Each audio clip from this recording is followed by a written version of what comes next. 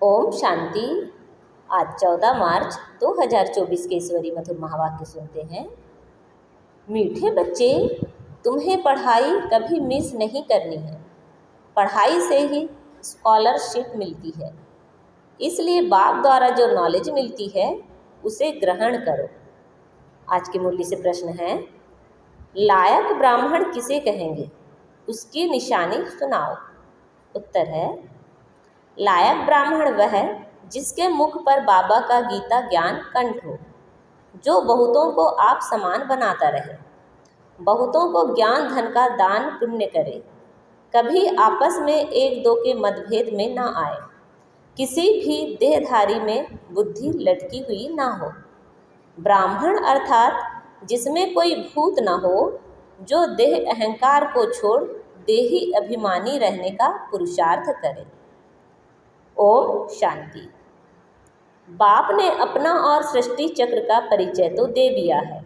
यह तो बच्चों की बुद्धि में बैठ गया है कि सृष्टि चक्र हूबहू रिपीट होता है।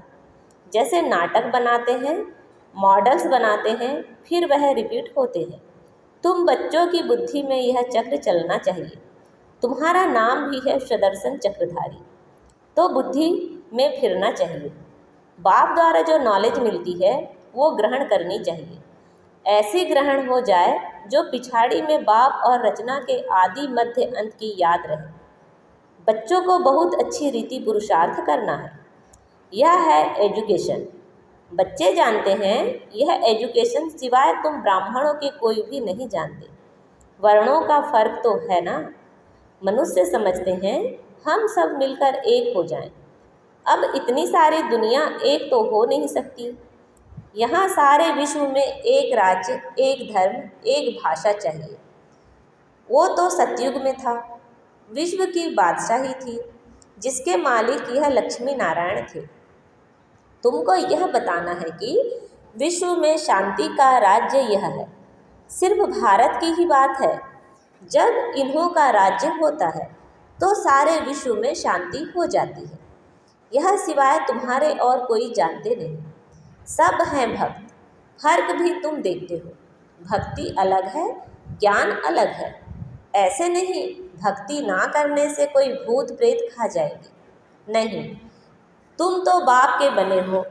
तुम्हारे में जो भूत हैं वह सब निकल जाने हैं। पहले नंबर में भूत है देह अहंकार। इनको निकालने के लिए बाप ही देही अभिमानी बनाते रहते हैं। बाप को याद करने से कोई भी भूत सामने आएगा नहीं। 21 जन्मों के लिए कोई भूत आता नहीं। यह 5 भूत हैं रावण संप्रदाय के। रावण राज्य कहते हैं। राम राज्य अलग है, रावण राज्य अलग है। रावण राज्य में भ्रष्टाचारी और राम राज्य में शिष्टाचारी होते हैं। इसका फर्क भी तुम्हारे सिवाय कोई को पता नहीं है। तुम्हारे में जो भी समझू होशियार हैं वो अच्छी रीति समझ सकते हैं, क्योंकि माया बिल्ली कम नहीं है। कभी कभी पढ़ाई छोड़ देते हैं, सेंटर पर नहीं जाते हैं, दैवी गुण धारण नहीं करते, आंखें भी धोखा देती हैं। कोई चीज़ अच्छी देखी तो खा लेते हैं। तो अब बाप समझाते हैं कि तुम बच्चों की यह लक्ष्मी नारायण एम ऑब्जेक्ट है। तुमको ऐसा बनना है, ऐसे दैवी गुण धारण करने हैं। यथा राजा रानी तथा प्रजा, सब में दैवी गुण होते हैं। वहाँ आसुरी गुण होते नहीं, असुर होते नहीं। तुम ब्रह्मा कुमार कुमारियों के सिवाय और कोई नहीं जो इन बातों को समझे। तुमको शुद्ध अहंकार है। तुम आस्तिक बने हो क्योंकि मीठे मीठे रूहानी बाप के बने हो। यह भी जानते हो कोई भी देहधारी कभी राजयोग का ज्ञान व याद की यात्रा सिखला नहीं सकते। एक बाप ही सिखलाते हैं। तुम सीखकर फिर औरों को सिखाते हो। तुमसे पूछेंगे तुमको यह किसने सिखाया, तुम्हारा गुरु कौन है? क्योंकि टीचर तो आध्यात्मिक बातें नहीं सिखलाते, यह तो गुरु ही सिखलाते हैं। यह बच्चे जानते हैं हमारा गुरु नहीं, हमारा है सदगुरु। उनको सुप्रीम भी कहा जाता है। ड्रामा अनुसार सदगुरु खुद आकर परिचय देते हैं और जो कुछ सुनाते हैं वह सब सत्य ही समझाते हैं और सचखंड में ले जाते हैं। सत्य एक ही है, बाकी कोई देहधारी को याद करना है झूठ। यहाँ तो तुम्हें एक बाप को ही याद करना है। जैसे सब आत्माएं ज्योति बिंदु हैं, तो बाप भी ज्योति बिंदु है। बाकी हर आत्मा के संस्कार कर्म अपने अपने हैं, एक जैसे संस्कार हो नहीं सकते। अगर एक जैसे संस्कार हो फिर तो फीचर्स भी एक जैसे हों। कभी भी एक जैसे फीचर्स नहीं हो सकते, थोड़ा फर्क जरूर होता है। यह नाटक तो एक ही है, सृष्टि भी एक ही है, अनेक नहीं। यह गपोड़े लगाते कि ऊपर नीचे दुनिया है, ऊपर तारों में दुनिया है। बाबा कहते हैं यह किसने बताया है? तो नाम लेते हैं शास्त्रों का। शास्त्र तो जरूर कोई मनुष्य ने लिखे होंगे। तुम जानते हो यह तो बना बनाया खेल है। सेकंड बाय सेकंड जो सारी दुनिया का पाड़ बचता है, यह भी ड्रामा का बना बनाया खेल है। तुम बच्चों की बुद्धि में आ गया यह चक्र कैसे फिरता है। अभी मनुष्य मात्र जो हैं वह कैसे पाड़ बजाते हैं। बाबा ने बताया है सतयुग में सिर्फ तुम्हारा ही पाठ होता है, नंबरवार आते हो पाड़ बजाने। बाबा कितना अच्छी रीति समझाते हैं। तुम बच्चों को फिर औरों को समझाना पड़ता है। बड़े बड़े सेंटर्स खुलते रहेंगे तो बड़े बड़े आदमी वहाँ आएंगे, गरीब भी आएंगे। अक्सर करके गरीबों की बुद्धि में झट बैठता है। बड़े बड़े आदमी भल आते हैं, परंतु काम पड़ गया तो कहेंगे फुर्सत नहीं है। प्रतिज्ञा करते हैं हम अच्छी रीति पढ़ेंगे, फिर अगर नहीं पढ़ते तो धक्का लग जाता है। माया और ही अपने तरफ खींच लेती है। बहुत बच्चे हैं जो पढ़ना बंद कर देते हैं। पढ़ाई में मिस रहे तो जरूर फेल हो पड़ेंगे। स्कूल में जो अच्छे अच्छे बच्चे होते हैं वह कभी शादियों पर इधर उधर जाने की छुट्टी नहीं लेते हैं। बुद्धि में रहता है हम अच्छी रीति पढ़कर स्कॉलरशिप लेंगे, इसलिए पढ़ते हैं। मिस करने का ख्याल नहीं करते। उन्हों को पढ़ाई के सिवाय कुछ भी मीठा नहीं लगता। समझते हैं मुफ्त समय वेस्ट होगा। यहाँ एक ही टीचर पढ़ाने वाला है तो कभी पढ़ाई मिस नहीं करनी चाहिए। इसमें भी नंबरवार पुरुषार्थ अनुसार है। देखते हैं पढ़ने वाले अच्छे हैं तो पढ़ाने वाले की भी दिल लगती है।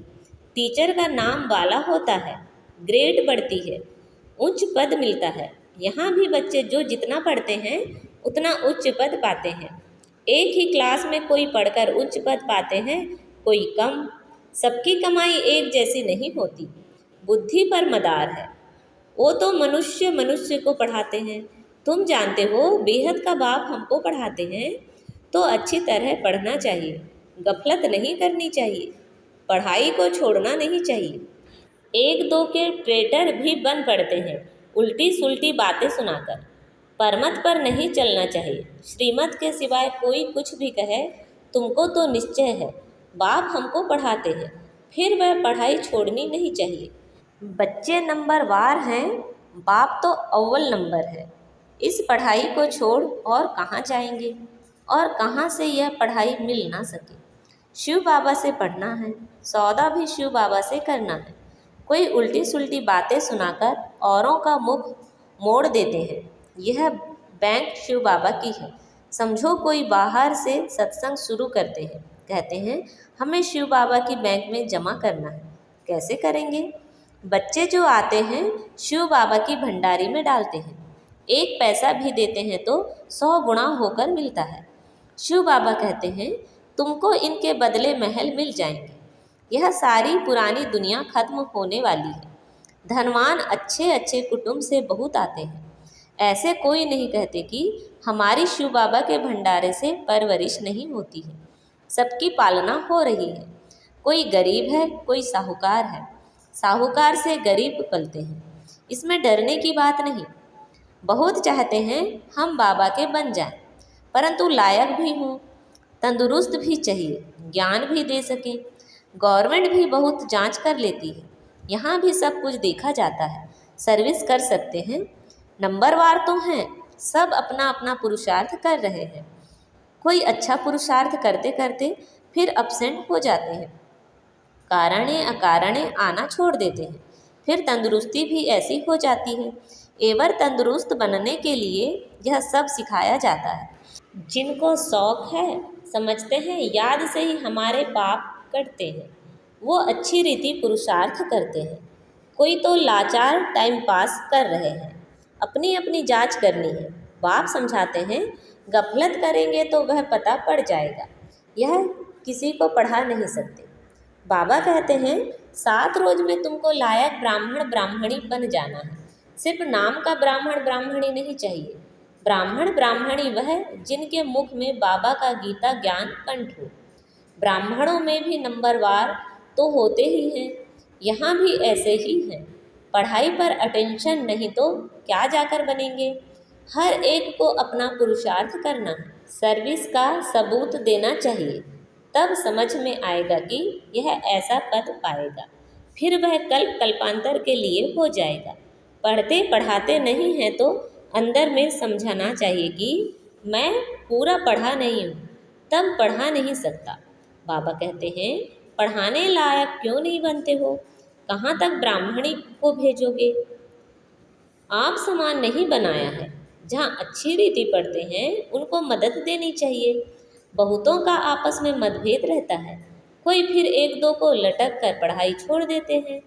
जो करेगा सो पाएगा, एक दो की बातों में आकर तुम पढ़ाई क्यों छोड़ देते हो। यह भी ड्रामा तकदीर में नहीं है। दिन प्रतिदिन पढ़ाई जोर होती जाती है, सेंटर खुलते रहते हैं। यह शिव बाबा का खर्चा नहीं है, सारा ही बच्चों का खर्चा है। यह दान सबसे अच्छा है, उस दान से अल्पकाल का सुख मिलता है, इनसे 21 जन्मों की प्रारब्ध मिलती है। तुम जानते हो, हम यहाँ आते हैं नर से नारायण बनने के लिए, तो जो अच्छी रीति पढ़ते हैं उनको फॉलो करो। कितना रेगुलर पढ़ना चाहिए। अक्सर करके देह अभिमान में आकर बहुत लड़ते हैं, अपनी तकदीर से रूठ पड़ते हैं, इसलिए मेजॉरिटी माताओं की है। नाम भी माताओं का बाला होता है, ड्रामा में माताओं के उन्नति की भी नूंद है। तो बाप मीठे मीठे बच्चों को कहते हैं, अपने को आत्मा समझ, माँ में कम याद करो, आत्म अभिमानी होकर रहो। शरीर ही नहीं तो दूसरे का सुनेंगे कैसे। यह पक्का अभ्यास करो। हम आत्मा हैं, अब हमको वापस जाना है। बाप कहते हैं, यह सब त्याग करो, बाप को याद करो, इस पर ही सारा मदार है। बाप कहते हैं, धंधा आदि भल करते रहो। 8 घंटा धंधा, 8 घंटा आराम, बाकी 8 घंटा इस गवर्नमेंट की सर्विस करो। यह भी तुम मेरी नहीं, सारे विश्व की सेवा करते हो, इसके लिए टाइम निकालो। मुख्य है याद की यात्रा, टाइम वेस्ट नहीं करना चाहिए। उस गवर्नमेंट की 8 घंटा सर्विस करते हो, उससे क्या मिलता है? 1000 दो 5000। इस गवर्नमेंट की सर्विस करने से तुम पद्मा पदम पति बनते हो, तो कितना दिल से सेवा करनी चाहिए। 8 रत्न बने हैं तो जरूर 8 घंटा बाबा को याद करते होंगे। भक्ति मार्ग में बहुत याद करते हैं, टाइम गवाते हैं, मिलता कुछ भी नहीं है। गंगा स्नान जप तप आदि करने से बाप नहीं मिलता है जो वर्षा मिले। यहाँ तो तुमको बाप से वर्षा मिलता है। अच्छा, मीठे मीठे से खिलते बच्चों प्रति माता पिता बाप दादा का याद प्यार, गुड मॉर्निंग और नमस्ते। रूहानी बाप की रूहानी बच्चों को नमस्ते। हम सब रूहानी बच्चों की रूहानी माता पिता बाप दादा को याद प्यार, गुड मॉर्निंग और नमस्ते। आज के मुरली से धारणा के लिए मुख्य सार है, श्रीमत को छोड़ कभी परमत पर नहीं चलना है। उल्टी सुल्टी बातों में आकर पढ़ाई से मुख नहीं मोड़ना है। मतभेद में नहीं आना है। अपनी जांच करनी है कि हम कहाँ गफलत तो नहीं करते हैं। पढ़ाई पर पूरा अटेंशन है, समय व्यर्थ तो नहीं गवाते हैं, आत्म अभिमानी बने हैं, रूहानी सेवा दिल से करते हैं। आज बाबा ने हमें वरदान दिया है, रूहानी अथॉरिटी के साथ निरहंकारी बन सत्य ज्ञान का प्रत्यक्ष स्वरूप दिखाने वाले सच्चे सेवाधारी भव। जैसे वृक्ष में जब संपूर्ण फल की अथॉरिटी आ जाती है तो वृक्ष झुक जाता है, अर्थात निर्माण बनने की सेवा करता है। ऐसे रूहानी अथॉरिटी वाले बच्चे जितनी बड़ी अथॉरिटी उतने निर्माण और सर्व के स्नेही ही होंगे। अल्पकाल की अथॉरिटी वाले अहंकारी होते हैं, लेकिन सत्यता की अथॉरिटी वाले अथॉरिटी के साथ निरहंकारी होते हैं। यही सत्य ज्ञान का प्रत्यक्ष स्वरूप है। सच्चे सेवाधारी की वृत्ति में जितनी अथॉरिटी होंगी, उतनी वाणी में उतना ही स्नेह और नम्रता होगी। आज का स्लोगन है, भाग्य का आधार त्याग है, बिना त्याग के भाग्य नहीं मिलता। भाग्य का आधार त्याग है, बिना त्याग के भाग्य नहीं मिलता। अच्छा, ओम शांति।